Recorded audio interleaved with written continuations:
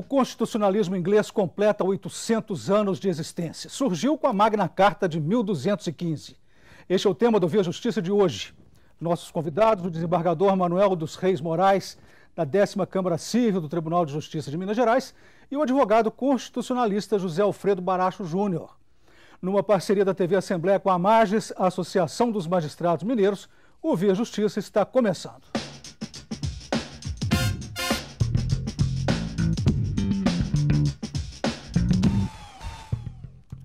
Oitocentos anos de história e de construção do direito inglês. A influência da Magna Carta de 1215 no constitucionalismo moderno. Desembargador, como é a Magna Carta? Quantos artigos? Como ela surgiu? Quais são as instituições protagonistas da história constitucional inglesa? Olha, primeiro é um prazer estar aqui com o professor Baracho. Eu acho que nesse contexto de conversa nós teremos uma aula do professor Baracho. São 60 e poucos artigos na Carta Magna, ou na Grande Carta das Liberdades, né? Temos alguns pontos importantes nela. Os pontos mais importantes e explorados juridicamente diz respeito à limitação do poder, diz respeito às liberdades, e basicamente a gente enfoca muito dois artigos, que é a cláusula de segurança, que vai dar, digamos, respaldo histórico para a formação do parlamento inglês, e também o artigo 39, que, segundo alguns, vai dar origem ao devido processo, como o conhecemos hoje.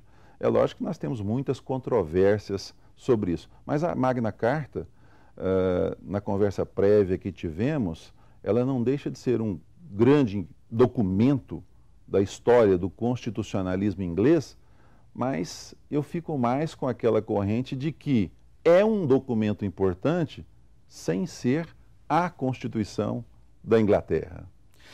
Professor Baracho, como o senhor define a importância da Magna Carta? Bom, a Magna Carta, ela é um processo, ela é um marco, né, na formação da ideia constitucionalista inglesa. Há antecedentes em relação à Magna Carta. Os próprios juristas ingleses trabalham com conceitos constitucionais ou conceitos de limitação ao poder do rei anteriores a ela. Mas ela consolida esse processo até na circunstância em que ela foi elaborada, né? Houve divergências entre o rei João e os barões ingleses, e naquele contexto foi possível consolidar um primeiro texto, que na verdade não é um texto definitivo.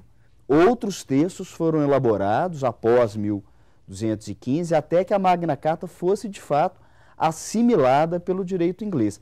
Então ela é uma referência para o constitucionalismo, uma referência importante, especialmente porque limita o poder do rei e assegura alguns direitos, principalmente o devido processo, como o desembargador indicou, o acesso à justiça e limitações ao poder de tributar por parte da coroa. Mas a Magna Carta, desembargador, é a primeira Constituição do mundo ou não? Não. Nós temos muitos outros documentos anteriores, como o professor Baracho mencionou, mas ela seria um grande marco, justamente por conta desses pontos. Limita o poder, assegura alguns direitos, eu diria que tem ali um embrião de acesso à justiça. Ela é um marco, mas uma contextualização histórica, porque nós estamos fazendo uma releitura dela naquele tempo, né? Uma contextualização histórica vai dizer que eu acho que vai dizer que ela é mesmo um embrião. A partir dali, nós começamos uma grande construção, né? A partir dali, não que tenha uma ligação com as construções jurídicas atuais, mas eu acho que a partir dali nós começamos elaborações importantes. Eu disse aqui do parlamento inglês, eu disse aqui do devido processo, mas não que ele tenha propriamente nascido ali e tido uma continuidade. Ela é um marco histórico, como o professor Baracho lembrou, né? Temos documentos e grandes discussões anteriores. Ela não é a Constituição, né? Professor Baracho, até que ponto... Perdão. É porque o primeiro emprego, na verdade, da palavra Constituição remonta a Aristóteles, né? Então, na Grécia, havia a Constituição das cidades-estado, só que não era um texto escrito, um texto organizado. A Magna Carta, ela tem essa particularidade, né? O direito inglês é um direito que nunca se ateve ao positivismo, tal qual outras tradições jurídicas, mas a Magna Carta é um texto escrito, né? E um texto organizado, sistematizado. E isso faz dela uma referência importante. Mas a ideia de Constituição na história ocidental remonta à Grécia. Agora nós vamos falar um trechinho da Magna Carta, abre aspas. A ninguém venderemos, a ninguém recusaremos ou atrasaremos direito ou justiça. E eu pergunto para o senhor, desembargador, o que a Magna Carta tem a ensinar contra a morosidade da justiça brasileira hoje? Tema extremamente difícil. Vamos primeiro à carta, né? A carta fazendo uma contextualização histórica. Eu indagaria, será que temos lá, naquela quadra histórica, um judiciário com a concepção ou com a leitura que temos hoje organizado? Será que teríamos juízes imparciais lá para lidar com as inúmeras questões de todo o povo? Me parece que não. Parece que a carta ela foi escrita primeiro para assegurar direitos do clero, da nobreza, em relação ao rei. É uma limitação um pouco parcial, é uma grande referência, mas limitação parcial. Então, falar em morosidade, nós estamos transpondo uma questão de hoje para um momento do medievo, que é muito complicado. A morosidade hoje, nós temos uma Constituição, ou várias constituições, o constitucionalismo hoje, ele tem uma concepção totalmente diferente daquela do medievo, né? Como o professor Baracho disse, a ideia de Constituição é antiga. Nós temos Aristóteles aí com a sua compilação de mais de 150 constituições das polis gregas. Mas veja só, morosidade hoje é um problema macro que nós temos no Brasil e em outros países, decorrentes, eu apontaria do conhecimento dos direitos pelo povo. Será que o povo lá, no medievo, tinha conhecimento dos seus direitos? Penso que não, viu? Vou arriscar logo a dizer que a Magna Carta foi escrita em latim. A tradução dela para a língua inglesa aconteceu, salvo engano, no século XVI. A Constituição brasileira é escrita em língua portuguesa, difundida, ensinada, explicada nas escolas e por aí afora. Professor Baracho, é correto dizer que os princípios dos direitos humanos surgiram com a Magna Carta? Alguns sim, né? Como eu disse, a questão das restrições impostas ao rei no que diz respeito à propriedade de um grupo muito limitado, isso que o desembargador falou é importante. Na verdade, a Magna Carta é um acordo entre o rei, os barões e o clero, né? Não envolvia outras pessoas, outros servos ou outras pessoas na Inglaterra. Então, não é um documento que tenha a universalidade buscada pelas constituições que vieram no contexto das revoluções liberais do século XVIII. Então, a ideia de uma Constituição do povo, uma Constituição com direitos universais, ela é uma ideia do século XVIII. Mas a ideia do devido processo, do acesso ao poder judiciário e de restrições ao poder público quando se relaciona com a propriedade privada, isso advém da Magna Carta, né? E contribuiu para a formação dos conceitos de direitos humanos no século XVIII. Mas direitos humanos é um pensamento já mais maduro, né? E que vai se desenvolver na experiência francesa do século XVIII e daí se propagar pelo mundo. O Via Justiça faz agora um rápido intervalo e voltamos em instantes.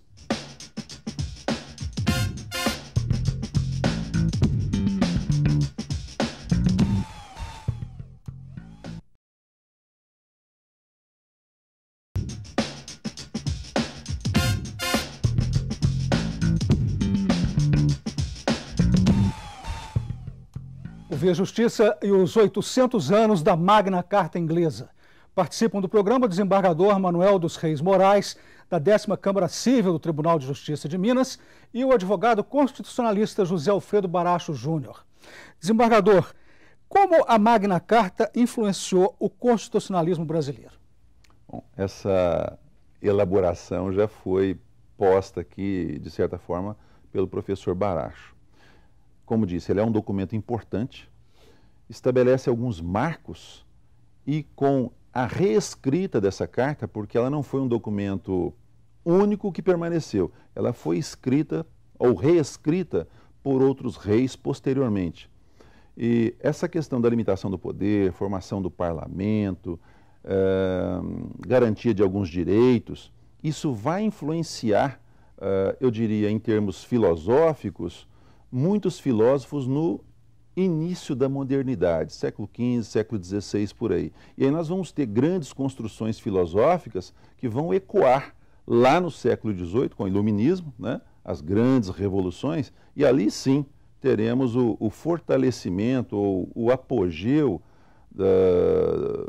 das lucubrações filosóficas sobre os grandes direitos, e ali sim o antigo regime, ou a soberania em sentido latíssimo dos reis, dos estados, é que vai cair, né? Então, uma influência grande, eu acho que é por aí.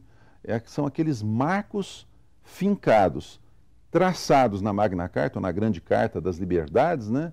Que vão, com o tempo, fomentar grandes lucubrações. Mas os princípios estão presentes em todas as constituições brasileiras, desde 1891, que foi a primeira, né? 1824. 1824, desculpe, na época de Dom Pedro, tem razão. 1891 foi da primeira da República. República. Né?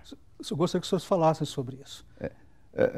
Esses pontos estão presentes lá atrás e eles vão ser retomados em todas as constituições. Mas veja só, com tonalidades diferentes, né? Igual a Constituição Brasileira de 88, nós não temos as anteriores. Desde a primeira, de 1824, nós temos alguns direitos delineados, né? Mas contextualizados historicamente, não com a dimensão que temos hoje. É diferente. Os contextos, essas leituras que fazemos hoje das constituições ou diplomas anteriores, uma leitura muito atual, eu diria hipermoderna, né? Ou pós-moderna, como alguns dizem. Ela é diferente, é uma releitura. Então nós não podemos ler, por exemplo, os direitos garantidos na Constituição de 1824 com a dimensão dos direitos hoje assegurados na de 88. São tempos diferentes, são releituras. Temos que tomar esse cuidado com a contextualização Gostaria que o histórica. senhor complementasse esse pensamento, professor. O que vem diretamente da Magna Carta para o constitucionalismo brasileiro? É o devido processo legal. Sem dúvida. A cláusula 39 da Magna Carta, isso sim é uma influência clara, direta no constitucionalismo brasileiro, como é também no constitucionalismo americano e de outros países. Mas a Magna Carta, ela era um documento extenso, um documento com 63 cláusulas na sua primeira versão, e vários direitos ou normas estabelecidas na Magna Carta, na verdade, diziam respeito a questões muito específicas, muito daquele tempo, né? E não tem, de fato, condição de se projetar por tantos séculos, né? Então nós temos, sem dúvida nenhuma, uma influência direta, que é o devido processo, né? E o devido processo, com todas as transformações e releituras que o devido processo teve, no direito americano, por exemplo, é muito rica a releitura que o direito americano fez do devido processo, e isso sim tem influência no constitucionalismo brasileiro muito nítida. Desembargador, é certo dizer que a Constituição inglesa, na verdade, não é uma Constituição? Sim. Ela é uma carta de direitos, né? Ela é uma referência para o constitucionalismo inglês. Mas, como eu disse no princípio, eu opto por aquela corrente de que nós não temos uma Constituição inglesa. Nós temos um conjunto de documentos que elabora a ideia de constitucionalismo inglês. É lógico que outros autores vão dizer que tem sim uma Constituição, né? E ela seria o marco dessa Constituição. Mas eu opto por essa leitura diferente do Common Law.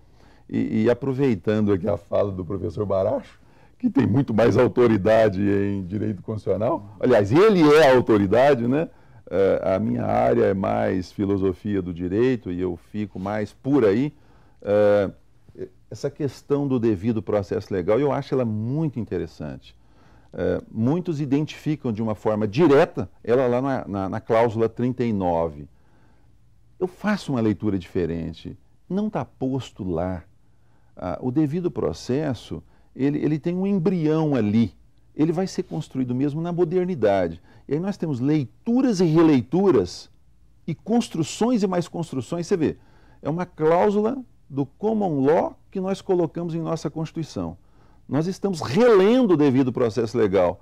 E eu diria hoje que até a nossa interpretação sobre o devido processo, ou a nossa construção sobre ele, está de forma geral um pouco mais rica que a americana, sabe?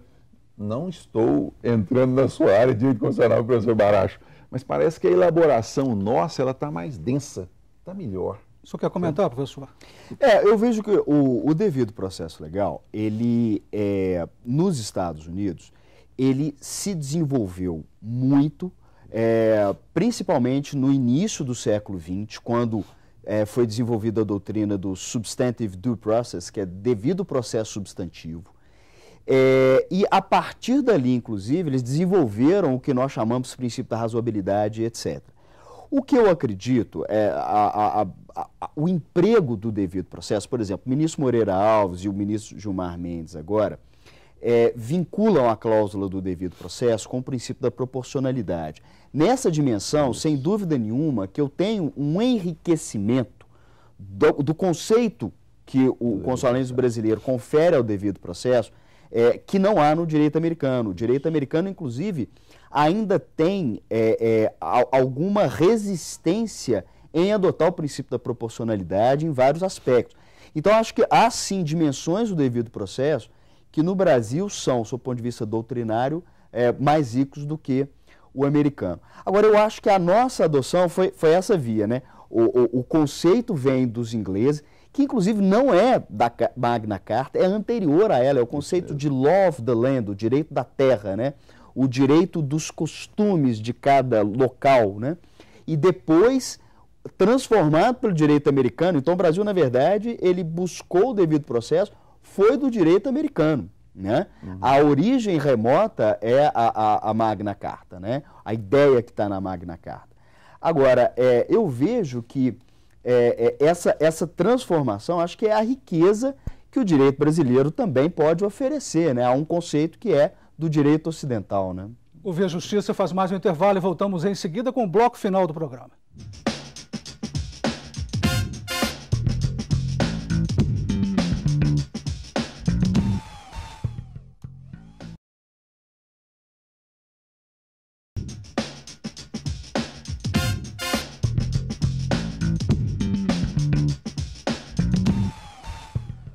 O Via Justiça e os 800 anos da Magna Carta inglesa, que contém as bases do constitucionalismo moderno. Participando do programa, o desembargador Manuel dos Reis Moraes, da 10ª Câmara Cível do Tribunal de Justiça de Minas, e o advogado constitucionalista José Alfredo Baracho Júnior. Desembargador, a força do constitucionalismo inglês está mais no parlamento ou no judiciário que o aplica? E a força do constitucionalismo brasileiro, onde se encontra? No judiciário? Pergunta difícil. Veja só, são dois grandes momentos, né?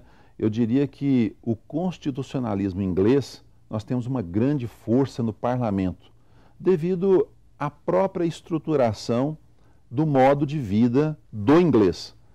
No Brasil é diferente, nós temos um outro caminho. No Brasil nós temos o caminho da via do judiciário e uma certa dificuldade de relacionamento dos poderes. Isso fez com que o judiciário, atualmente, tenha ocupado a cena aí das grandes decisões, diferente do inglês. O inglês, as grandes decisões estão no parlamento, né? No Brasil, repito, as grandes decisões, como conversávamos agora há pouco, eu e o professor Baracho, infelizmente, eu diria infelizmente, porque perde a força do parlamento no que diz respeito às grandes decisões sobre os assuntos de afetação nacional. Então a força acaba indo para o Poder Judiciário. Acho que são contextos bem diversificados, diferentes. Professor Baracho, sobre essa judicialização, o senhor vai fazer um complemento ao que disse o desembargador, mas eu aproveito a deixa para perguntar, quando o Judiciário constrói a norma justa aplicável ao caso concreto, essa norma é a Constituição? Bem, deve ser a norma a partir da Constituição, ainda que envolva a aplicação de leis complementares ou leis ordinárias, a norma a ser aplicada, a base, é a Constituição. Né? Há um texto, né, eu peço aqui licença para citar um livro escrito pelo meu pai, O Processo Constitucional, em que ele vai dizer: toda jurisdição é constitucional. Né? Não há uma jurisdição especificamente constitucional, né, aquela das Cortes Constitucionais Europeias, mas toda jurisdição, a jurisdição comum, deve envolver a aplicação da Constituição. Né? Então, nesse sentido, toda jurisdição é constitucional. A Constituição é a base da aplicação do direito. Então, a norma justa para o caso concreto deve ter base